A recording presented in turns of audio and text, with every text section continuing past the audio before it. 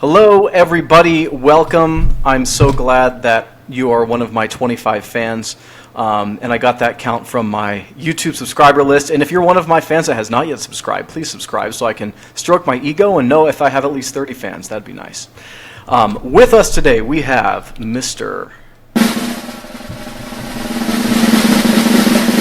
Luis Force Torres. And this is going to be a nice surprise because he's not actually an author. Well, he may be an author. I'm not sure. We'll get into that a little bit. But he's not merely an author, if that.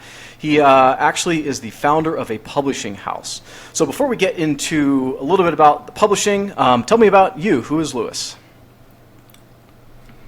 Well, yeah, you kind of nailed it. I do write, although I'm not a published author. I instead channel my energy into getting other people's words out there. But every night before bed, I do read and I do write. So I've always been a major proponent of the creative arts. I love to draw. We grew up playing music, plays, interacting with set design, directing, audio-visual media. So it's been great. My college years were dedicated to video games and video game design, and now I'm back to where I started, which is reading books. Awesome. That's cool that you turned what you love into a career. And I do want to get into that a little bit more, but before we do that, you got to tell me what are you writing a little bit of, or what have you written in the past at least, just a little bit of it. Yeah, great. I've written quite a bit. I have an epic fantasy series that I've been working on for many, many years, although it's more of a meditation for me than anything else. We also have a sci-fi. I have a book on horror. We have an eco-terrorist book that I'm working on, kind of in conjunction with Efren Stat. I also do short stories. And then right now we're working on some business-focused books. The first will be coming out the end of this year. It's the Publishing Peer System, which is a series of publishing informational chapters and analysis of certain market trends and the importance of a system to publishing and having your own system, but having it be both efficient and effective. You know, I'm so glad that you mentioned that, because one of the reasons that I started this podcast is that I feel like to the average layperson, publishing is just this kind of ethereal business that nobody knows anything about, and you have to know someone and you have to get lucky and you have to have an amazing piece and all of the above. So I'd love to see what that book has to show and open up about the industry as a whole. So tell me when that's coming out, and I'll have you on again and we'll talk about that specifically. Yeah, it's great. Really, publishing is as simple as writing words on a piece of paper and then getting them in the right order and having them printed and then having them out there for people. But when I jokingly say as simple as, it's a much more difficult process. And the publishing peer idea comes from humanity trying to launch a boat from a shoreline and how difficult it is to launch a boat from the shallow waters of the shore. And when a method of creating a launch point for a boat or a ship was invented and started to become the norm, humanity now had access to a method of launching their ship, and in this case launching their book, that has a set of structures that they can follow that is fairly universal, and it allows for an easier process. That's a good metaphor. I like that. Thanks for sharing that. Sure. So, Polyverse Publishing, where'd you get the name? Polyverse Publishing. So Polyverse, the idea is that everybody that you see walking down the street has a universe inside their head. And so to watch that, to visualize this idea of a galaxy spiraling around with the person's experiences, with their ideas, with their creative juices, it's a wonderful way to look at the world. And so Polyverse is just that. We all have a universe in our head. It's many stories, many words. Mm-hmm. Awesome. Yeah, I think growing up and going to high school, and if you're creative, you're a nerd, or you're like a band geek or something like that. And then there's like the jocks, and I never really related to any particular group. But I think everybody's got a little bit of creative side in them, and I wish everyone would channel that a little bit more, and learn to be in touch with it, and then not be afraid to share it with people. I think, especially being an author, it's easy to open up yourself to ridicule from people who have different ideas than you or don't like the way that you wrote something. But it's definitely it's powerful to share what's going on inside your head with other people, and I really appreciate that. Yeah, and it's courageous. The authors that we work with, I always tell them, each and every one, you have completed something, you have stopped working on something, and you've made yourself vulnerable. And so the word is courage. It's a brave act to create something. Absolutely. So I'm sure I could take a guess as to why you wanted to start a publishing house, but tell me in your own words. Well, my brief history is I started publishing when I was a child. Started creating my own storybooks and comics and things like that. I started to really get into it around 8th grade when I became the yearbook editor and continued that throughout high school. But my love of books has always been there. I would actually go into my father's office, and while he would correct papers, I was allowed to read any book as long as I was respectful and I was quiet. So I began to read books that were ahead of my reading level. I began to read books that I might otherwise not have picked up if it was assigned by a teacher or something like that. It was open season for me in the book world. So as far as turning that into a structure, turning that into actually a publishing process, that began when we started attending events through the yearbook, through the classroom activities. It began in English class, as it does with many writers and authors and people in the industry. As I moved on, I did start to get more into the tech and design field, where video games were a new medium of storytelling and something that I was very fascinated by. But for me, the technological aspect always was kind of a roadblock, so to speak. And so it was almost a natural progression for me to return to the more creative and raw side, which is pen to paper.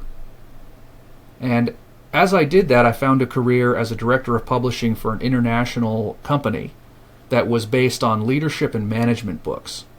We worked in 52 countries. We worked in 33 languages.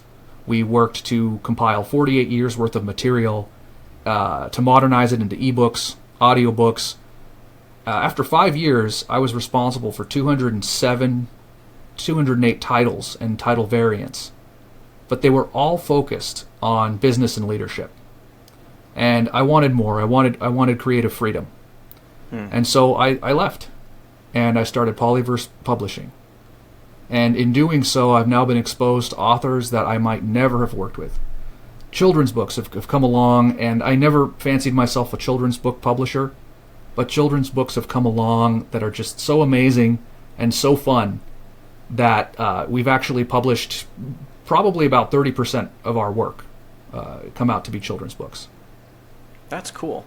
You know, I really like the dichotomy of, like you're saying, the business books versus the creative books.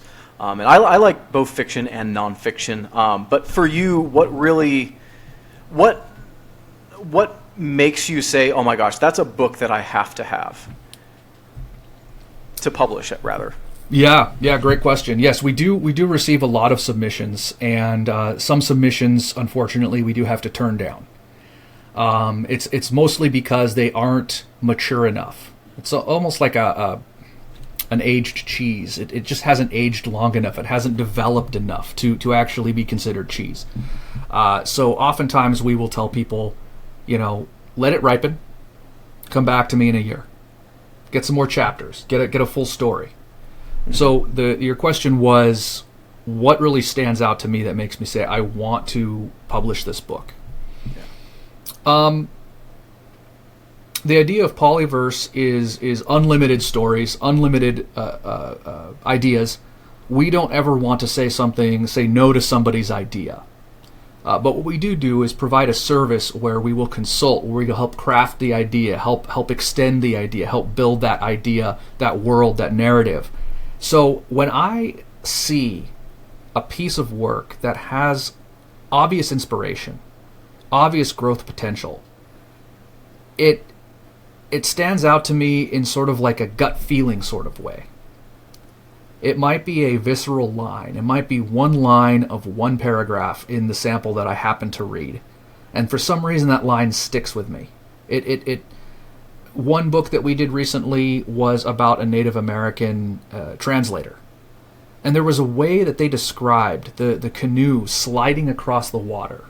The way that they described the sturgeon swimming underneath and the medicine man sprinkling a little bit of loose tobacco into the water as an offering to the fish, to the lake, to the gods of the lake.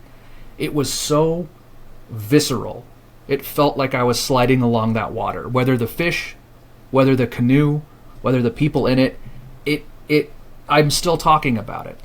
And this book has been published and is out now. It's called Mixed Blood.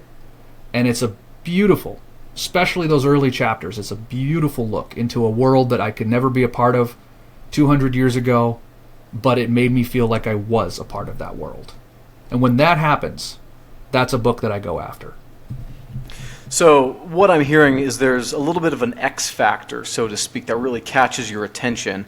And I think every author can have their own X factor, and so that's great. But what would you say are some of the biggest challenges that you see when authors submit to you where it's not quite ready? Is it plot holes? Is it style? Is it like characterization? What really is a we need to work on this more moment for you? Often it's that it's not presented properly. There might be a story there. There might be some excellent characters. But the way that the author wishes to present their story to the world, it's not so much a fault of theirs, but a fault of the world. The world operates with trends. It operates with what's popular. This can be seen in the art of the cover design. This is a great way to look at that. If an author does not want to present their book in a certain way, and they have it set in their head that it has to be presented one way, they're destined to fail. And the reason why is because the public, the people who aren't the author, who aren't the publisher, who aren't their friends and family, we need to appeal to them, to their minds. We need to get this spark of idea that will draw them in. And if they don't have a personal stake in this book, it's the question, how do we get them interested? And so a plot can be fleshed out.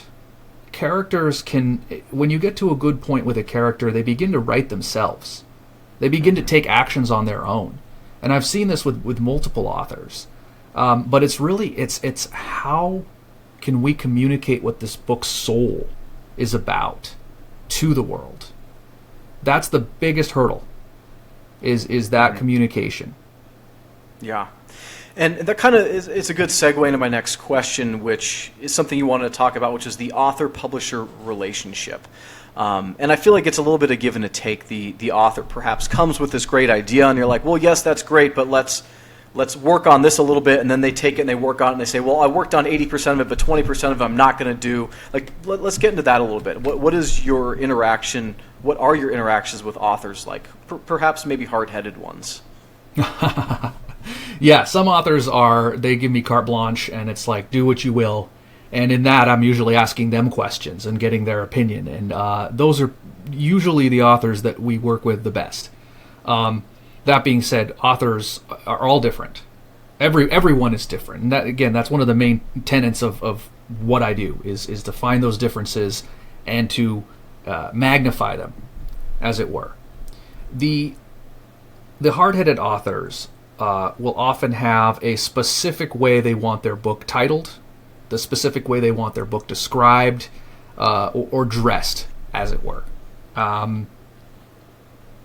If they're not willing to allow me to come in there and help them change that dress, change that outfit, change how they're seen, or if they're not willing to talk about their book, talk about their story, if they're, say, embarrassed by it, or they feel it's good enough that it will succeed on its own, that's really an impossible working relationship. Because now more than ever, with the ability to self-publish, A relationship between a publisher and an author is critical. I need to be finding opportunities for them. They need to be finding opportunities for themselves, and then I can come in and represent them and give validation to their voice, that I have seen their work and that I appreciate it. I'm this second party. I'm this validator.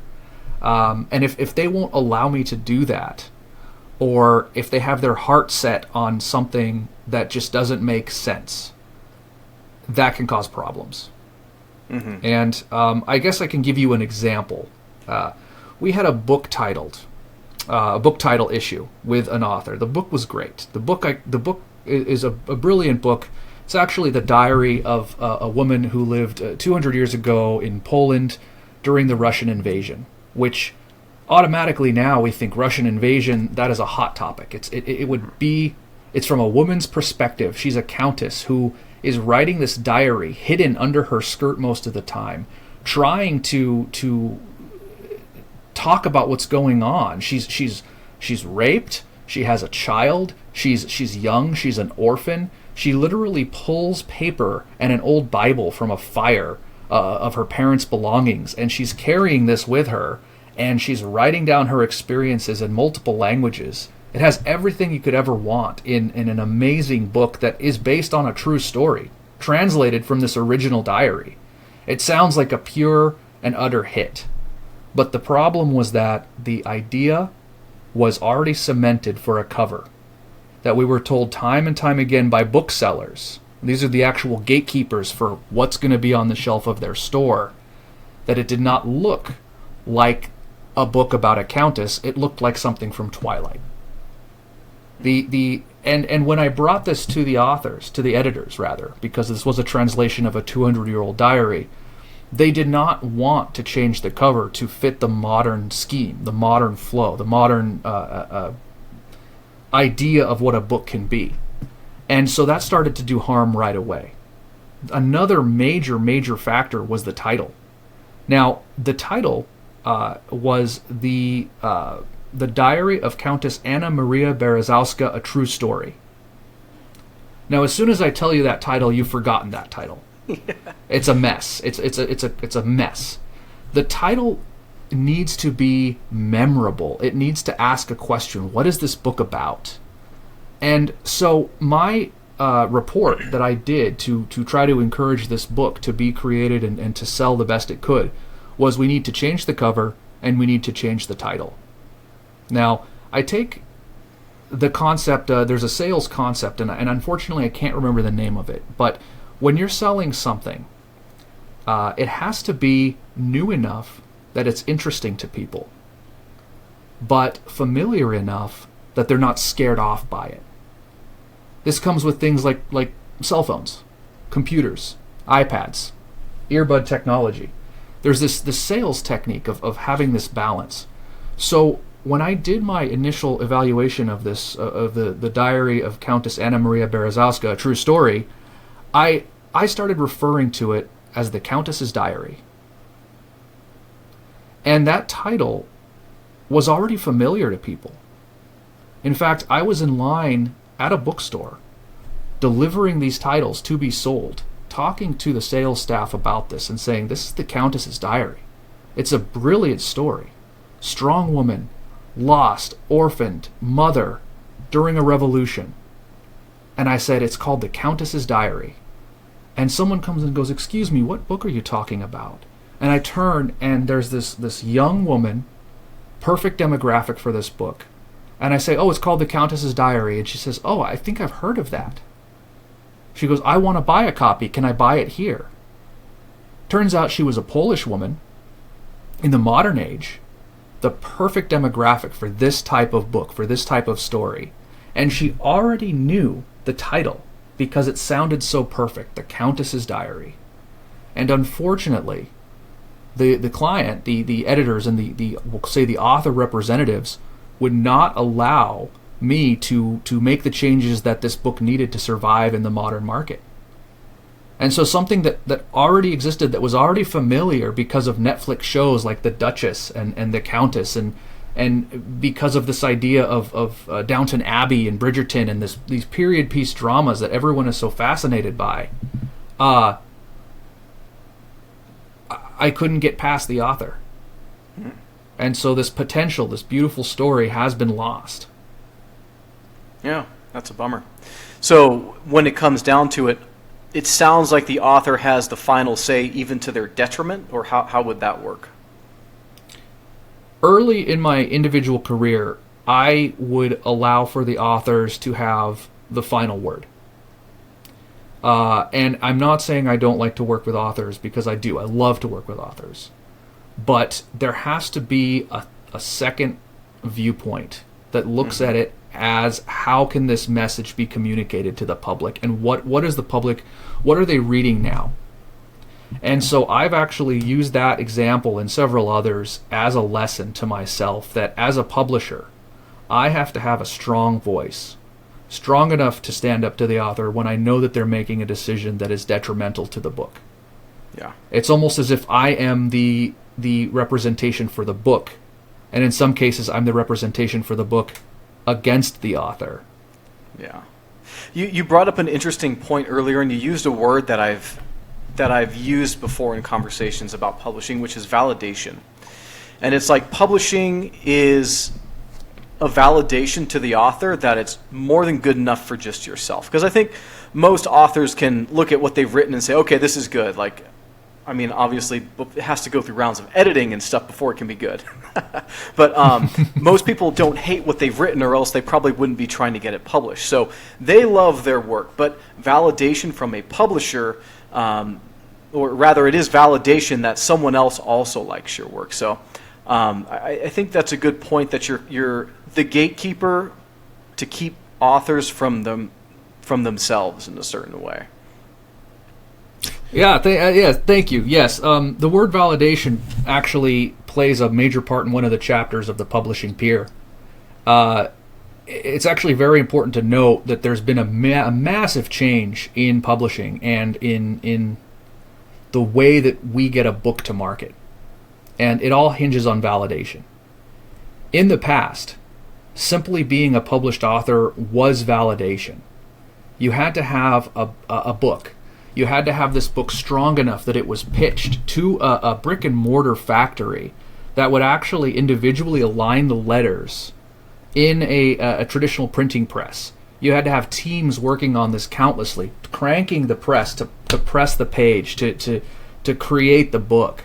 And then you had to have a team going out and having book tours for you. The very fact that you're holding a book, a copy of something that you created, was validated by the time and energy of the 100 other people that worked on it. And since the rise of self-publishing, since the rise of digital printing, validation has changed completely. In fact, when you self-publish a book, anybody can self-publish a book now. There are many presses out there that are considered vanity presses. They'll print whatever you want.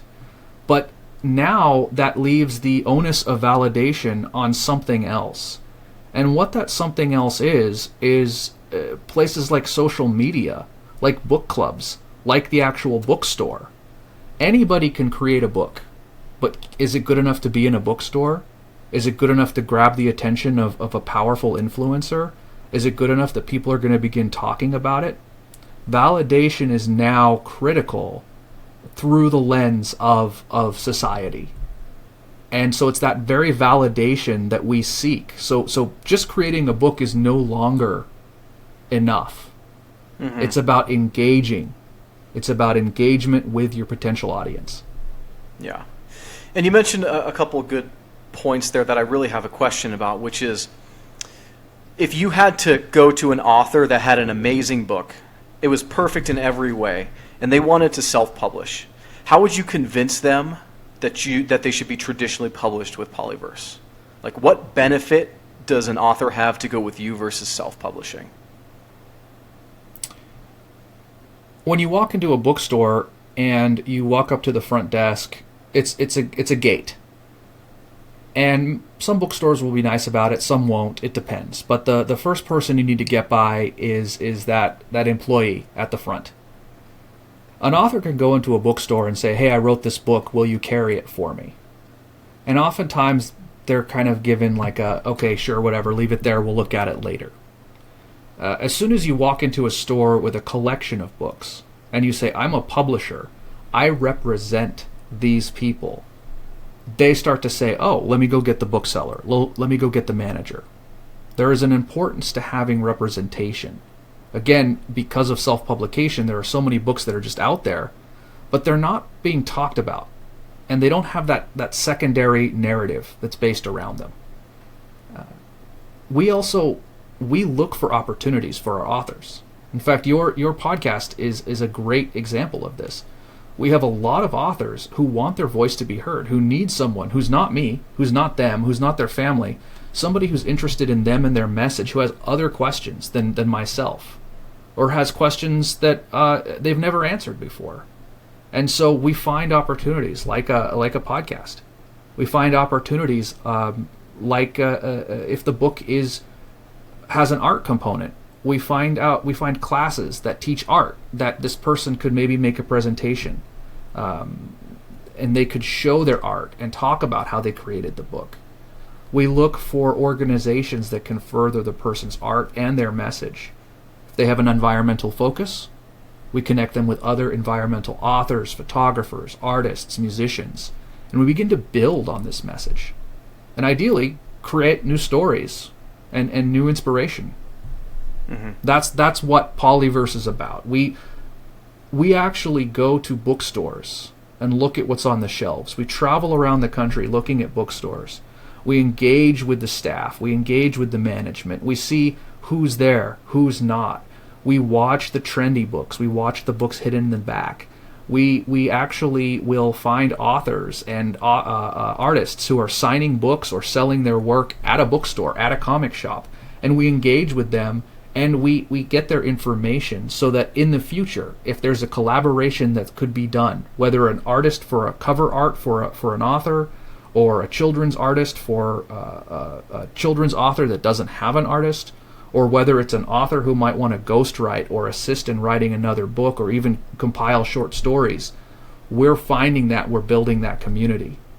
And authors can do that on their own, but it's always helpful to be part of a community. Yeah.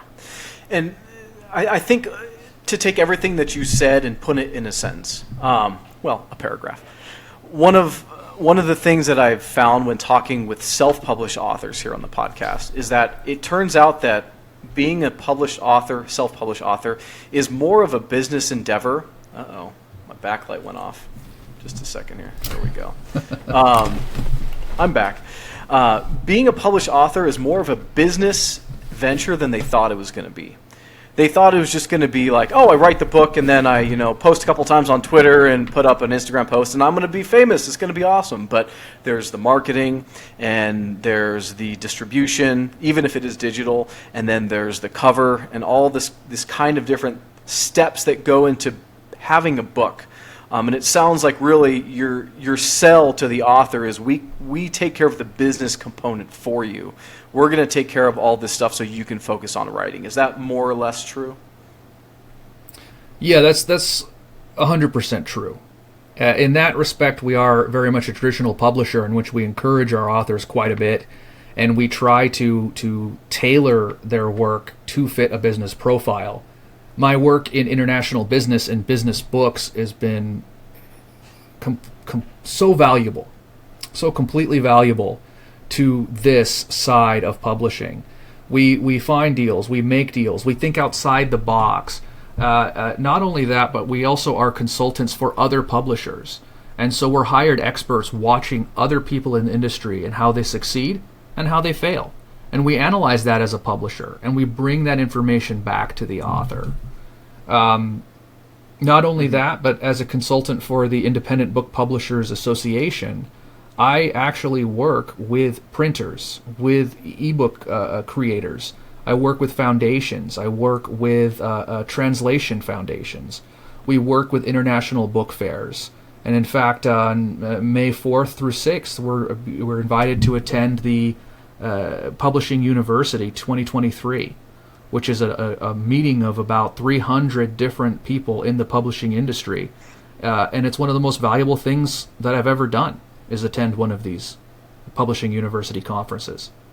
So not only are we researching the business of it, we're also researching the trends of the present.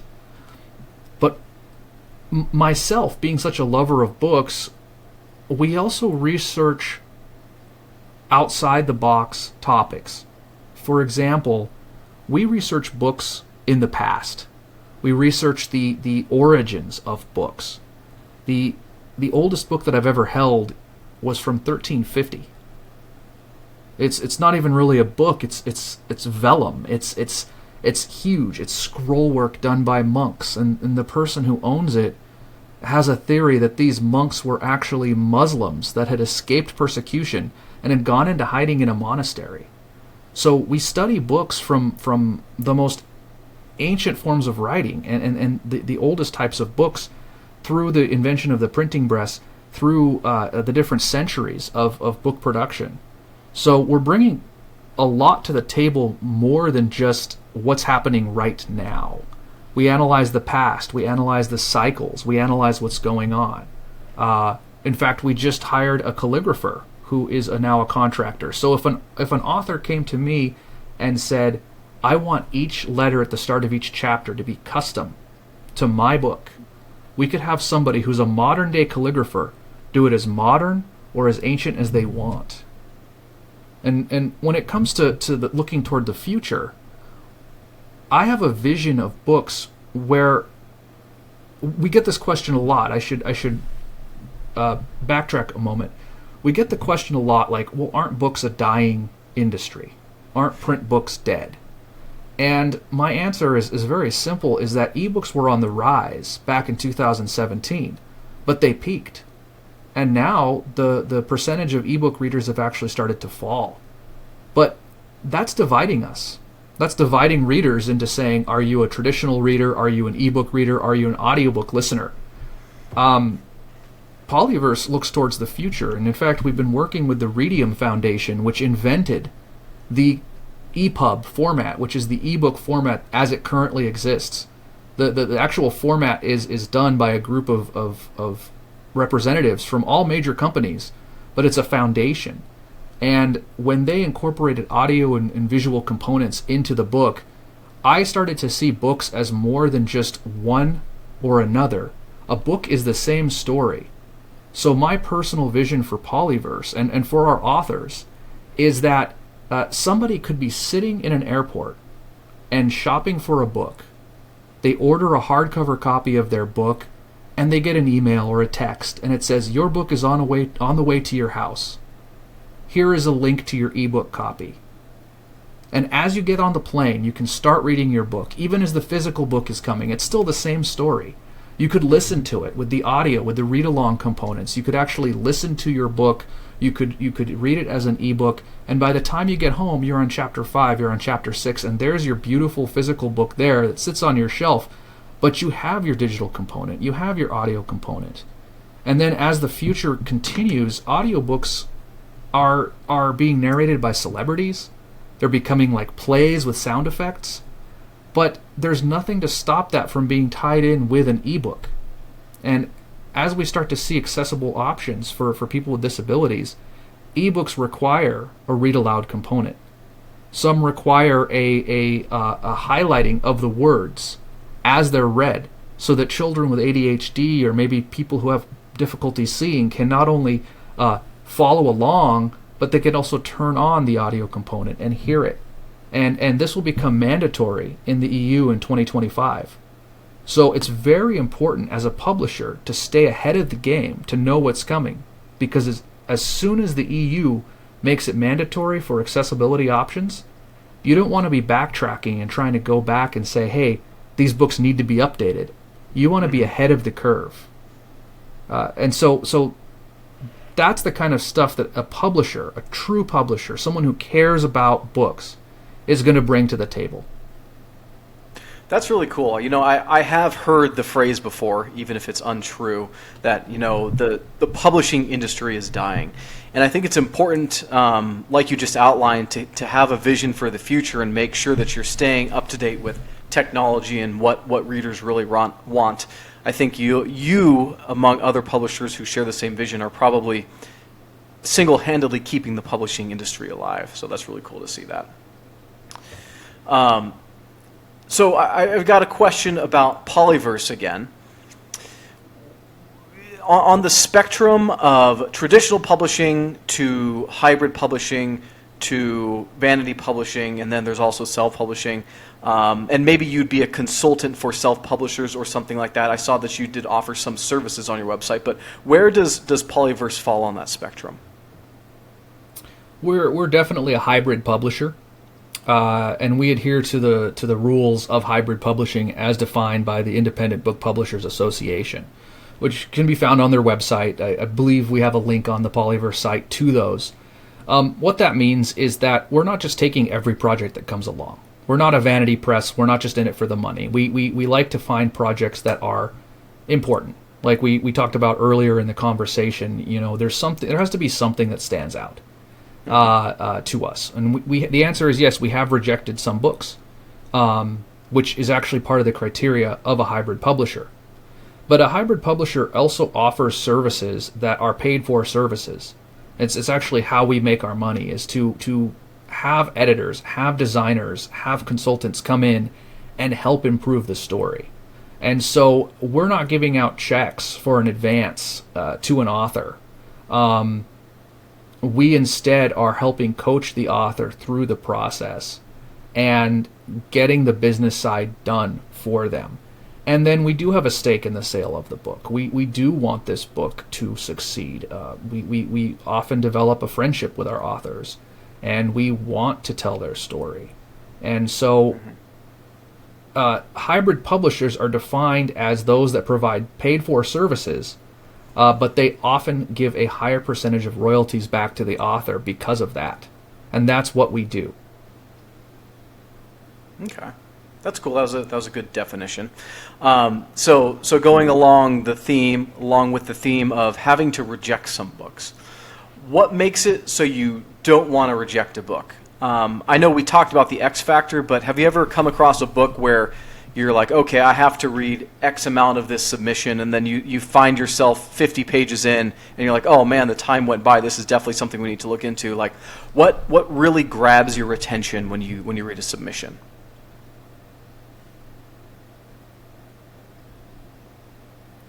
There's something unique that happens. What I like to do is I like to design as I go. And so oftentimes when I do have the time to read a submission, I digitize it and I start to build it as a book as if I were already contracted to create it. It helps me with my flow. And I start to see the book. I start to get involved with the book. And as you said, if I'm on page 50 and I haven't thought to myself, man, this isn't going anywhere, that's a good book. When I'm engaged in reading more, when I find that the author's phrasing, that their world or just how they talk has sucked me in. That being said, if I read a book for too long before I go to sleep, I actually will when I do go to bed, I'll start to dream in the author's voice. And it's a very fascinating phenomenon. It's not that I dream about their story or their characters. It's that I have my own dreams. It's just as if they were being narrated by the author. That is usually something that tells me that this book is good enough, that this book is interesting enough, and that the voice is strong enough that I'm able to move it along to the next level and to design it and to create it, to reach out to the author, to propose a relationship as a publisher-author, a publisher-author relationship. And so it's interesting to say something as esoteric as it's my dreams tell me what to do, but it's when that voice is strong enough that it resonates with you. That's the key. Awesome. Cool. Before we finish up here, tell me a little bit about Book Church. What is that? Great. Yeah, thank you. So in my journeys as a publisher and as an avid reader, I've acquired quite the number of books. Book Church is something that came around organically What happens is publishers often print advanced reader copies. We oftentimes collect books. I have a lot of books I have for reference. I received used books. There'll even be overprints or prints that have a spelling error that I can't use, but I don't want them to go to waste. And so what I've done is, as a person, as an individual, I would donate books to different organizations. Goodwill has bins behind them that you can place books into. Friends of the Library organizations are places you can donate books to. And, you leave your box back there, you dump your garbage bag full of books into the book bin behind Goodwill, and you feel good about yourself, and you feel like those books are going to get a second life. But the actuality is that they often don't. The crux, the fulcrum, the tilt, that, as it were, was when I was donating large boxes of books to the Friends of the Carpinteria Library here where I live. I had left a box of about 40 books in the back, in the donation area, and a week later I came back to donate more. Now, in that time, the fog had rolled in, the fog had rolled out, the dew had come in, the dew had gone out, the sun had caused the books to be utterly destroyed. Nobody had picked up that box of 40 books, and so I inquired with them. And what it turns out is that there's an endemic problem with book donations overall, where the volunteers, they don't have room for the books, but they don't have anywhere for the books to go if they are completely full. Or the volunteers just don't have the actual physical strength to lift the boxes of books. Goodwill simply picks and chooses what books they want to resell and pulps the rest. It's like a dump bin behind this organization. And so what I started to see was this problem where you can't just donate a bunch of books. There needs to be a process in between. And that's what Book Church is. We're a non-religious, non-profit organization that will actually go and intercept book donations so that we can cycle through them, sort through them, and curate them for specific other organizations. A great example of this is that we found a thrift store that was going out of business that actually donated all of their collection to us. We went through it, we sorted it, and we were able to find 2 large boxes full of cookbooks with recipes that were everything from old cookbooks to new, that otherwise would have just gone to waste. And we connected with a cooking school that will actually bring ingredients, carts, all the components to cook the dish to a school. They offer classes for continuing education for retirees, and they were able to accept these cookbooks, and they were excited about these cookbooks. They were excited about these recipes that just came to them, and it felt good. These books are going to be utilized. They're not just going to sit there on a shelf somewhere. They're not just going to sit in a bin or be destroyed because they're too big. Similarly, music books, beat-up music books. Kids who are learning to play the violin or the piano can still use these books. Some who can't afford it can use these books. Actually, just earlier today, we stopped by a retirement community, and tomorrow we're going to make a presentation and ask them what kind of books do they want to read. And we will sort them. We will get them for that community. And knowing what they want is critical, because it solves the problem of book donations going to waste. It gives books a better chance at a second life. So Book Church, as I named it, is that feeling of being a child, laying on the floor, looking up at a shelf full of books, full of potential. You're quiet, you're reading, and in many ways it's a holy experience. And so we are that space between the shelves. We're trying to pass that along to everybody and anybody who has an interest in books. Awesome. Well, I really appreciate you coming on and sharing your love for books with me, and that's really cool that you've been able to turn your passion into a business and into a nonprofit. So I really appreciate that. Anything else before I let you go?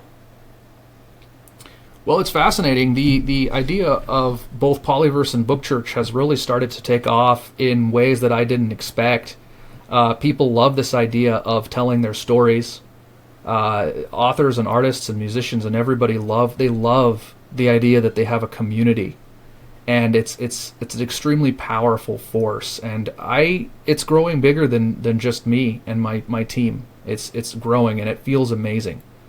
And with Book Church, the idea that books are going to waste is just it's intolerable to most people. And so when they realize there are these issues, they start to give. And so we've been receiving donations in the form of gift certificates and local donations and opportunities that we otherwise wouldn't have had. And especially in a nice area like Santa Barbara, there are lots of books that can get a second life, and lots of people willing to do that. And the last thing is probably the most exciting for Book Church, is we've been offered a service donation of 10 book bins that will be placed throughout the South County Santa Barbara at cultural and artistic centers like the art museums, the Natural History Museum. And these book bins will allow for the collection of even more books to be taken, sorted, and warehoused, and it will allow us to grow and incorporate with the community by having children, by having artists, by having other nonprofits paint these boxes and add their own narrative to it. We are now increasing the message, and I think that's very important. Mm-hmm. Absolutely. Well, thank you again for sharing that, and thank you for coming on, and really appreciate it. Matt, thank you very much. It was a pleasure. I hope to send many more authors your way, and when my book comes out, I will let you know. Awesome. We'll have you on then. Thanks.